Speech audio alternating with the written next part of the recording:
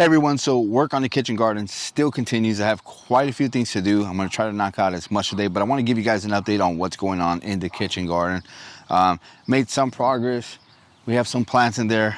Did a couple beds over there that still got to dig into the ground and set how we want to set, but just like I said, just a couple things that need to be done to complete this kitchen garden, and I can't wait to finish it, but there is quite a few things that I want to get done in here. As you can see, don't mind the grass because I haven't cut it yet. I'm letting those weeds, I'm letting those suckers grow so I can go ahead and attack them head on, so I know exactly where they're at, and then I'll cut that grass and treat it and fertilize and stuff like that. I'm not going to do anything as far as gravel or mulch or anything on the ground. I'm just going to leave the natural grass and be able to walk through that and leave the beds in there. But here's what we're working with so far. I got some stuff going right here. Let me turn you guys around. All right, so there's a shadow cast there, but I got some landscape logs there that I'm using to make a bed up here. And I'm gonna repeat that over on this side as well. And then on the opposite side, so I can have a bed behind there and have something that's gonna climb up this arbor right here. But that's the plan right now. That's what I'm working on, is I'm working on these landscape log beds right here in front of the entrance to the kitchen garden. And as you can see back there, I got some Spanish lavender. We'll talk about those later when we get those planted in there and see what else we're gonna do. But that's pretty much what's going on right now. We've got those beds out there made with cedar wood. Those are just fence panels. Quick and easy way to make a bed. Nothing too complicated, but that cedar's gonna last. All right, so one of the biggest challenges working with this garden here is something that I thought we would never have to deal with again, and that's kind of the sloping angles. As you can see, the inside of this kitchen garden kind of goes at an angle like this.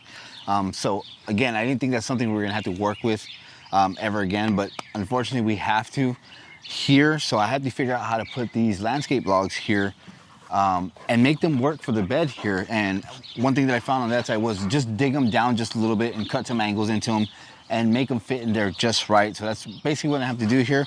But with the last house in Virginia, we dealt with a lot of slopes and angles, especially on that front bed where we had to deal with that quite a bit. So, you know, the experience is there. It's good to know that I've actually dealt with that before. So I know how to kind of work with certain situations when it comes to slopes and angles in a garden or landscape for that matter. There's no right or wrong way to do it. Everybody has their own methods on doing things like that, especially when dealing with, you know, things that are in the way when it comes to gardening or the landscape, or obstacles for that matter. But this is just one of those that I'm gonna have to deal with. So cutting this is gonna be quite a bit of challenge, but we'll get it cut real quick and show you what it looks like once I'm done with this side. Yeah, I use a piece of wood to write down all my measurements.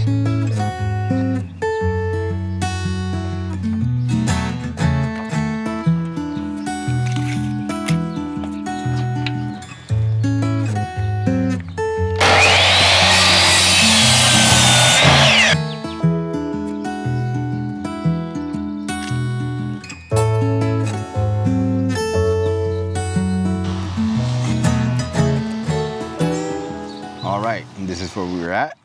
Got that piece done right there, dug it into the ground so it looks like it's coming out. Cut some of it so it looks, again, like I said, like it's coming out. But this gives it a sense of a bed right there. Next thing I need to do is take out the grass in there, maybe throw in some compost, not sure yet, but it's gonna be some loamy soil for those lavenders right there. Now on these right here, I could have gone with the overlapping logs, but for no particular reason, I just wanted it like that. I think it looks better, in my opinion. I just like the way it looks. And then same on that side over there, just leave it that way. But that's what we have so far. So now I gotta work on the opposite side of that fence right there and get those beds going.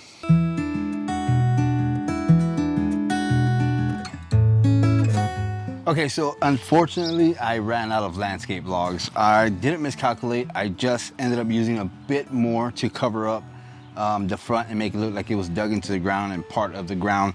So I used a little bit more than what I wanted to and what I calculated for. But nevertheless, it looks great. I love the way it's looking. I just gotta go get one more landscape log so I can finish out this side of the bed.